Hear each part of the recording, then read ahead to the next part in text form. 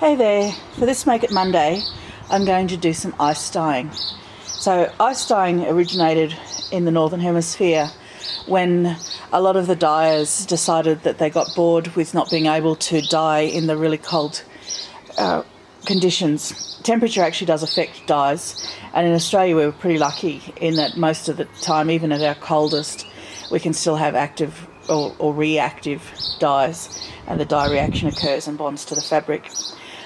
Dyeing in snow and then dyeing in ice actually changes the way the dye behaves, and you get a different sort of effect. You get a much softer, more of a gelati sort of effect. So I'm going to set up here and do my ice dyeing, and then over the next little while I'm going to fast forward part of the processes and show you how they all come out. So today I've got my bucket, just a big bucket. It doesn't have to be that big. I just want something that's going to catch the runoff water and ice and not just go all over the place. I have a grid. Now this grid is an old fridge shelf, and I'm going to pop that just on the top there. I have some fabric that's soaking in the soda ash solution, so soda ash dissolved in water, and I'm going to pop that on the top, and then I'm going to create a frame around it so that I can put the ice on. So let's go and get the fabric, and I'll come back and we'll show you the next step. I've taken my fabrics. They already have a bit of colour on them, but I'm not very happy with them, so I'm going to do them with the ice dyeing. There are actually 4 aprons that I want to have so I can not get too messy when I'm creating. I'm going to make them hopefully a little bit brighter than they are right now. So I have core flute in strips. You can get a core flute from the election signs on the side of the road, or Bunnings has it. And I'm just going to clamp these, and I'll show you, it'll make sense in a second what I'm doing, but I want to create a barrier around the fabric so the ice doesn't all just slide straight off. So let's do that, and I'll come back and show you. So you can see here I've created this collar around the fabric. So I'm just going to carry the camera in just so you can see what I've done, and you can see that I've got the fabric trapped in there. I'm now going to put the ice all over the top of that. So let's do that. So ice all over the fabric. The next thing I'm going to do is I'm going to take my dyes and I'm going to scatter them across the ice. Now this is the point where you have to be the most careful, because protein dyes are non-toxic and inert, but when they are powder form they can be quite an irritant, and certainly like any sort of fine powder, if they get in your lungs it's not going to do you any good. So I'll just put the camera down for a few minutes and show you what happens once I've covered the ice with the dye.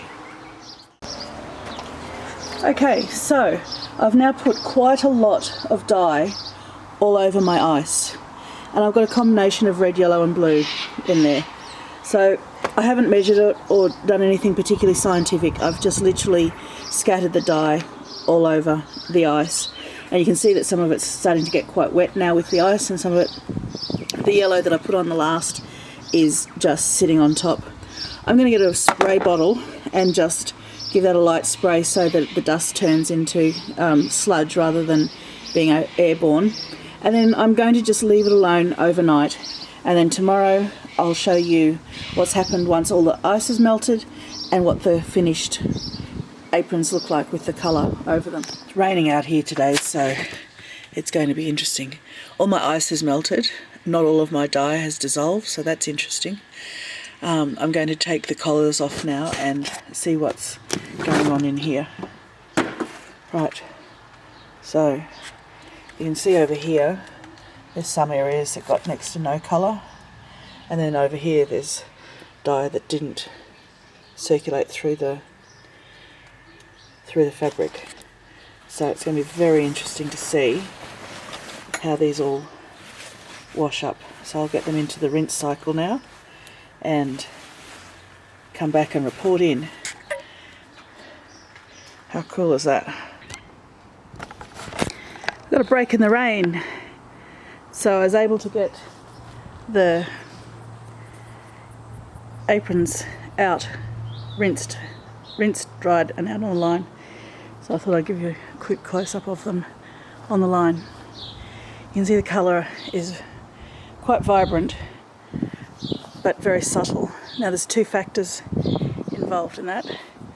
One is that it's on a canvas, so it's quite a heavyweight cotton, and the other is because we use the ice dyeing techniques, temperature affects the way that the Procyon dyes react into the fibre. And although I used a lot of dye,